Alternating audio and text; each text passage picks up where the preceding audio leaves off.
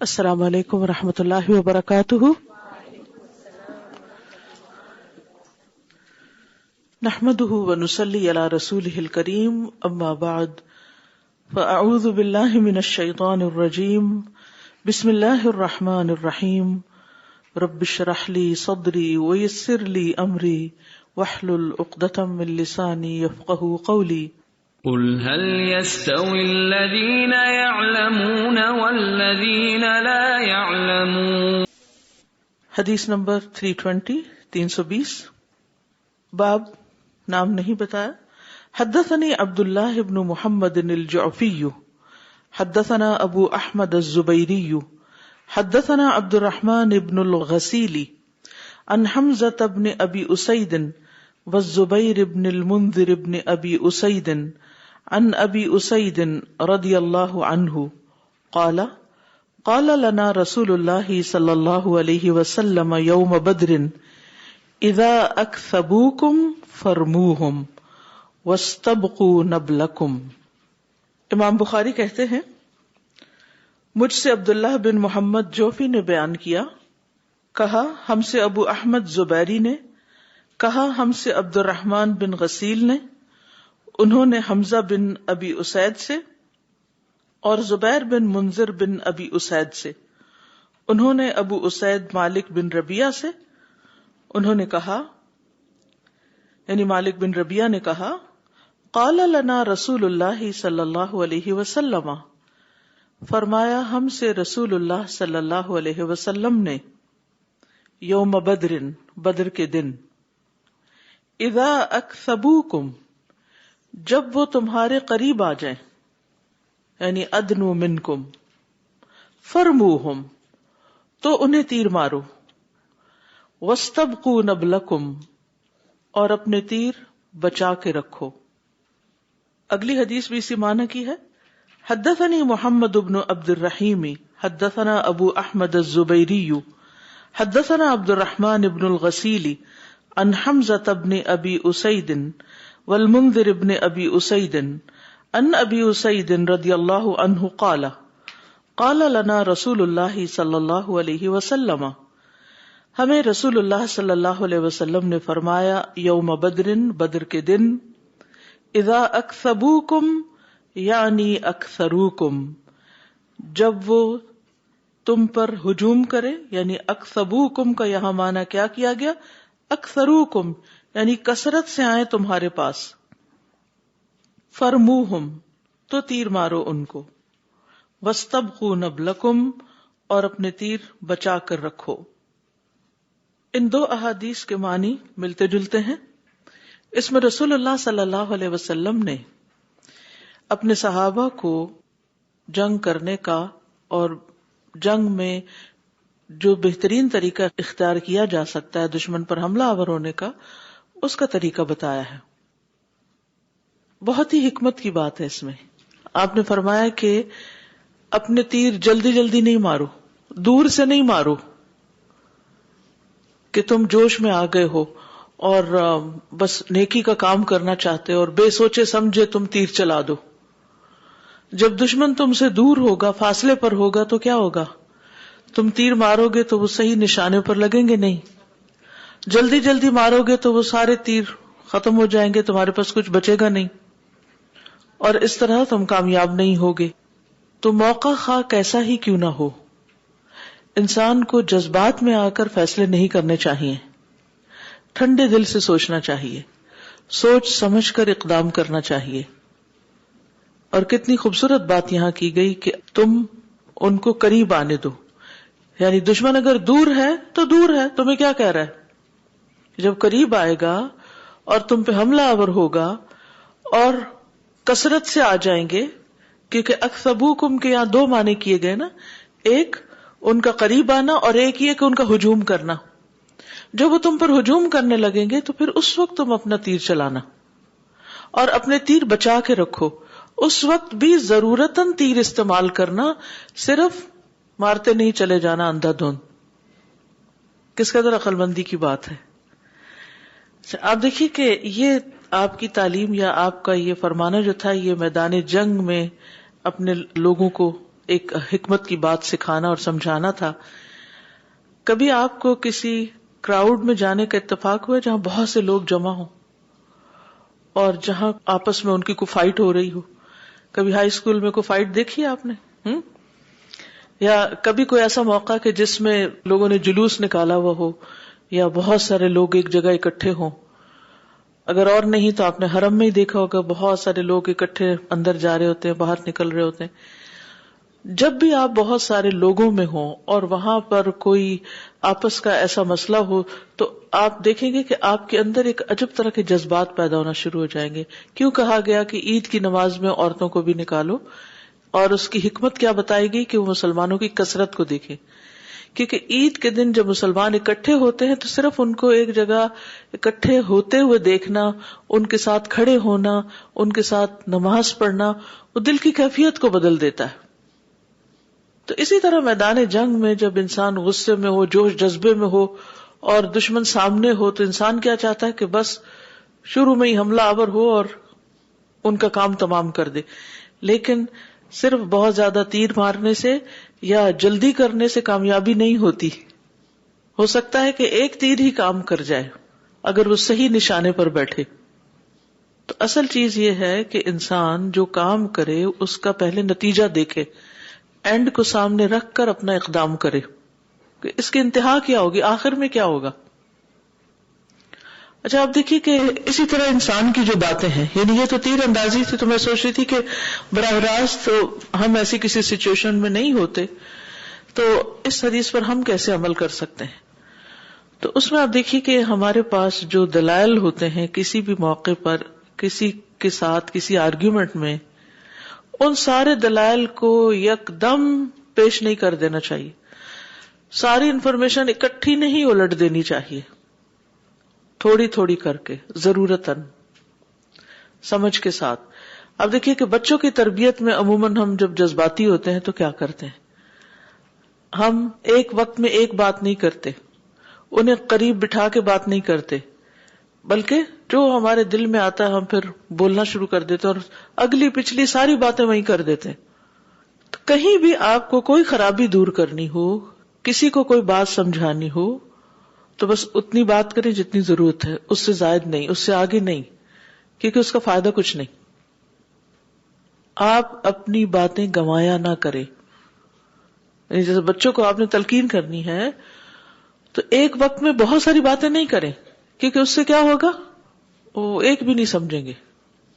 تو ہونا کیا چاہیے کہ آپ عین وقت پر، عین موقع پر، جیسے کہتے ہیں نا کہ لوہا گرم ہو پھر اس پہ وار کیا جائے تو ہی وہ شیپ پکڑتا ہے یا اس سے کچھ بن سکتا ہے. اگر ٹھنڈے لوہے پر آپ بہت کچھ مارتے چلے جائیں گے تو آپ کے اپنے ہی ہاتھ تک جائیں گے، آپ کے اوزار ٹوٹ جائیں گے، لیکن آپ کو مقصد حاصل نہیں ہوگا. تو کسی بھی سچویشن میں اصل تو یہ ہے کہ انسان جس کام کے لیے محنت کر رہا ہے وہ کام ہو جائے، وہ مقصد پورا ہو جائے، اور اگر وہ پورا نہیں ہوتا تو پھر کچھ فائدہ نہیں. حدثني عمرو بن خالد حدثنا زهير حدثنا ابو اسحاق قال سمعت البراء بن عازب رضي الله عنهما قال جعل النبي صلى الله عليه وسلم على الرماة يوم احد عبد الله بن جبير فاصابوا منا 70 وكان النبي صلى الله عليه وسلم واصحابه اصابوا من المشركين يوم بدر 40 و100 و70 اسيرا و70 قتيلا. قال ابو سفیان یوم بیوم بدر والحرب سجال.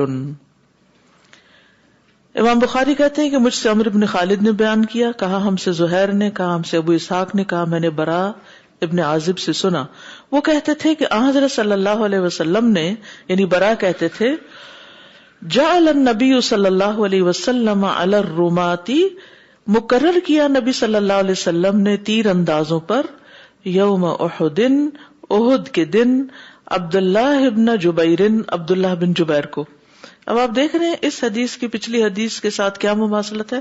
وہاں تیروں کی بات ہوئی، یہاں بھی تیر اندازوں پر عبداللہ بن جبیر کو مقرر کرنے کی بات ہوئی، اور ساتھ ہی بدر کا حصہ بھی اس میں کچھ ہے، یعنی بدر کا ذکر بھی ہے. فَأَصَابُوا مِنَّا 70، تو انہوں نے پایا ہم میں سے 70 کو، یعنی 70 مسلمان انہوں نے شہید کر دیے. کب؟ احد کے دن. وکان النبی صلی اللہ علیہ وسلم، اور تھے نبی صلی اللہ علیہ وسلم، واصحابہ، اور آپ کے ساتھی، اصابوا من المشرکین یوم بدر 40 و100، انہوں نے پا لیے بدر کے دن مشرکین کے 140 ڈبل. و70 اسیرا و70 قتیلا، 70 قید ہوئے اور 70 قتل کیے گئے. قال ابو سفیان، ابو سفیان نے اس وقت کہا تھا، کب؟ احد کے دن. یوم بیوم بدر، آج کا دن بدر کے دن کا بدلہ ہے، یعنی احد کی کامیابی بدر کی ناکامی کا بدلہ ہے. والحرب سجال، اور لڑائی ڈول کی طرح ہے. اچھا، اب اس میں آپ دیکھیے کہ بظاہر یوں لگتا ہے کہ جیسے بات یوم احد کی ہو رہی ہے، کیونکہ اس دن یہاں پر ابو سفیان کہتے ہیں کہ اس دن کا بدلہ ہے. تو اس کا مطلب کیا؟ یہاں کیوں امام بخاری اس حدیث کو لائیں؟ ایک تو تیر اندازوں کی بات ہے پچھلی حدیث سے، کیونکہ وہاں نبی صلی اللہ علیہ وسلم نے تیر چلانے کا ایک طریقہ بتایا تھا یوم بدر کو. یوم احد میں ان تیر اندازوں نے بہت اچھا کام کیا اور ان کی وجہ سے کامیابی بھی حاصل ہوئی، لیکن جلد بازی کی وجہ سے، کیونکہ جلد بازی سے روکا گیا تھا نا، تو یہاں مسلمانوں کی جلد بازی کی وجہ سے کیا ہوا؟ نقصان ہو گیا. یعنی انہوں نے سوچا کہ بس اب تو سب کچھ ہو گیا، چلو اپنی جگہ چھوڑو اور جا کر مال غنیمت سمیٹو. تو بہرحال یوم احد کو مسلمانوں کے 70 شہید ہوئے، لیکن بدر میں مسلمانوں نے 70 مارے تھے اور 70 قید بھی کیے تھے، رائٹ. اور ابو سفیان نے احد کے دن بڑے خوش ہو کے کہا تھا کہ آج ہم نے بدلہ لے لیا، جس کا کہنے کا مطلب یہ تھا کہ اس نے یہ تسلیم کر لیا کہ بدر کے دن مسلمانوں کو کامیابی ہوئی تھی. پھر اس نے ایک بڑا تاریخی جملہ بولا، والحرب سجال، اور یہ جملہ آج تک آپ دیکھیں کہ لوگ اس کو محاورے کے طور پر استعمال کرتے ہیں. اس کا کیا معنی ہے؟ کہ لڑائی ڈول ہے. واٹ از دس؟ ڈول کیا ہوتا ہے؟ ڈول وہ برتن ہوتا ہے جس سے کنویں سے پانی نکالا جاتا ہے، یعنی ڈول کنویں میں ڈال کر پانی بھر کے باہر نکالا جاتا ہے، پھر دوسرے برتن میں اونڈیلا جاتا ہے. عموماً آپ نے دیکھا ہوگا چرخی کے ساتھ ایک زنجیر سے ڈول بندھا ہوا ہوتا ہے، اور وہ نیچے پھینکتے ہیں تو وہ نیچے جاتا پھر پانی تک پہنچتا ہے، پھر وہاں سے بھرتے، پھر چرخی چلا کے یا ہاتھ سے کھینچ کے ڈول سے پانی باہر نکال کے کسی کے برتن میں ڈال دیا جاتا ہے. تو کہتے ہیں کہ لڑائی ڈول کی طرح ہوتی. لڑائی اور ڈول کس طرح؟ کہ جیسے کنویں پر لوگ آتے ہیں تو باری باری ڈول ڈالتے ہیں. اگر 2 لوگ کٹھے ڈول ڈال دیں تو کیا ہوگا؟ وہ جو دونوں کی زنجیریں ہیں ہو سکتا ہے آپس میں الجھ ہی جائیں اور کسی کا بھی پانی نہ نکلے. تو کبھی ایک ڈالتا ہے اور کبھی دوسرا ڈالتا ہے، کبھی ایک کا برتن بھر کے باہر آتا ہے اور کبھی دوسرے کا، کبھی ایک پہل کر لیتا ہے کبھی دوسرا پہل کر لیتا ہے. یعنی ہر روز لوگ کنویں پہ پانی بھرنے کے لیے جاتے ہیں تو کبھی ایک پہلے پہنچتا ہے اور کبھی دوسرا پہنچتا ہے. اور دوسرا معنی کہ اکثر ایسا ہوتا ہے کہ ایک شخص جو پہلے ڈول بھر رہا ہے، جب وہ دیکھتا ہے کہ یہ شخص کمزور ہے، جیسے موسیٰ علیہ السلام وہاں پہنچے اور دیکھا کہ سب لوگ پانی بھر بھر کے کنویں سے پلا کے اپنے جانوروں کو جا رہے ہیں، یہ 2 لڑکیاں ایک طرف کھڑی ہیں، تو انہوں نے کیا کیا؟ آگے بڑھ کر ان کے لیے پانی نکال کر ان کے جانوروں کو پلا دیا. تو کبھی ایسا بھی ہوتا ہے کہ ایک شخص نے ڈول بھرا اور جب بھر کے کھڑا ہوا تو سامنے نظر پڑی کہ اچھا اس شخص کو ضرورت ہے، چلو تم مجھ سے لے لو. تو آج اس نے اس کا ڈول بھر دیا. اگلے دن وہ پہلے سے کھڑا ہوتا ہے، اس نے دیکھا کل اس نے مجھے دیا تھا تو آج میں اس کا ڈول بھر دوں. یعنی کبھی آپ کا ڈول بھرا گیا کبھی اس کا ڈول بھرا گیا، کبھی آپ نے پہل کر لی کبھی اس نے پہل کر لی، کبھی آپ کو فائدہ ہو گیا کبھی دوسرے کو فائدہ ہو گیا. تو یعنی باری باری، کل تمہاری باری تھی آج ہماری باری ہے، کل تم کامیاب ہوئے تھے آج ہم ہوئے ہیں. اور قرآن مجید میں آتا ہے تِلْكَ الْأَيَّامُ نُدَاوِلُهَا بَيْنَ النَّاسِ، یہ دن ہم لوگوں کے درمیان پھیرتے رہتے ہیں، کبھی کوئی ڈول بھرتا ہے اور کبھی کوئی ڈول بھرتا ہے. اور اس حقیقت کو زندگی میں انسان کو سمجھنا چاہیے. یہ نہیں ہو سکتا کہ کبھی بھی کوئی ایک ہی فریق فائدہ اٹھاتا رہے.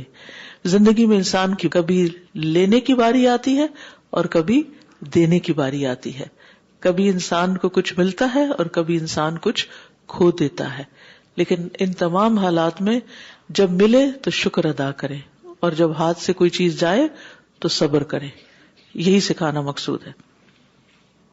حدثنا محمد بن العلاء حدثنا اسامہ عن برید عن جدہ ابی بردہ عن ابی موسیٰ اراہ عن النبی صلی اللہ علیہ وسلم قال وَإِذَا الْخَيْرُ مَا جَاءَ اللَّهُ بِهِ مِنَ الْخَيْرِ بَعْدُ وَثَوَابُ الصِّدْقِ الَّذِي آتَانَا بَعْدَ يَوْمِ بَدْرٍ.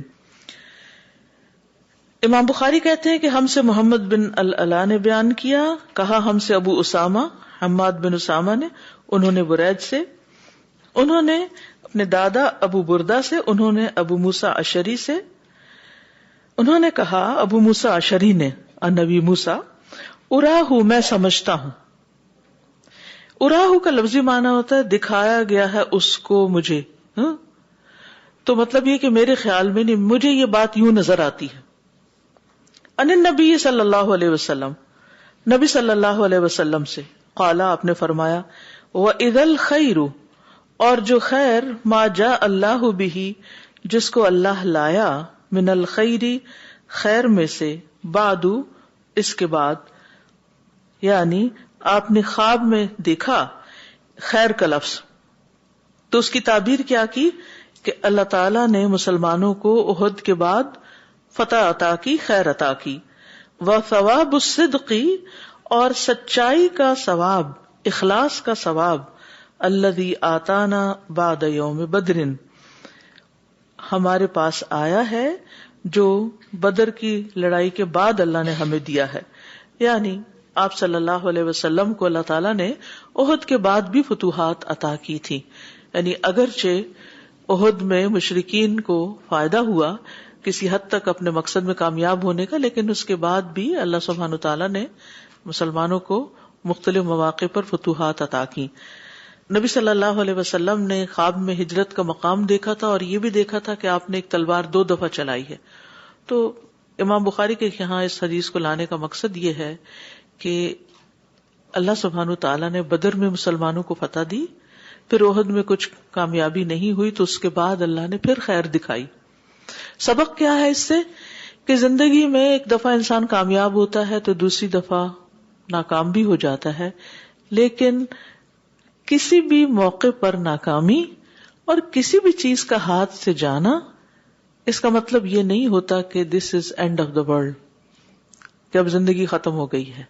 نہیں، جب تک انسان زندہ ہے، انسان ناکامی کے موقع پر بھی، نقصان کے موقع پر بھی اللہ سبحانہ تعالیٰ سے اچھی امید رکھے کہ پھر ایک وقت آئے گا، یہ دن بدلیں گے، اللہ سبحانہ تعالیٰ پھر خیر عطا کرے گا.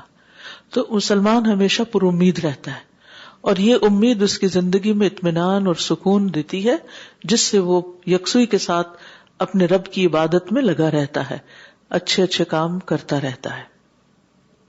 حدثنا یعقوب بن ابراہیم حدثنا ابراہیم بن سعد عن ابیہ عن جدہ قال قال عبد الرحمن بن عوف، یہ حدیث آپ پہلے پڑھ چکے ہیں. عبد الرحمن بن عوف نے جنگ بدر کے دن کہا انی لفی الصف یوم بدر، کہ میں ایک صف میں تھا بدر کے دن. اذا التفت فاذا ان یمینی وان یساری فتیان حدیثا السن، جب میں نے مڑ کے دیکھا اپنے دائیں اور بائیں جانب تو دیکھا کہ 2 نوجوان ہیں، کم عمر کے لڑکے ہیں.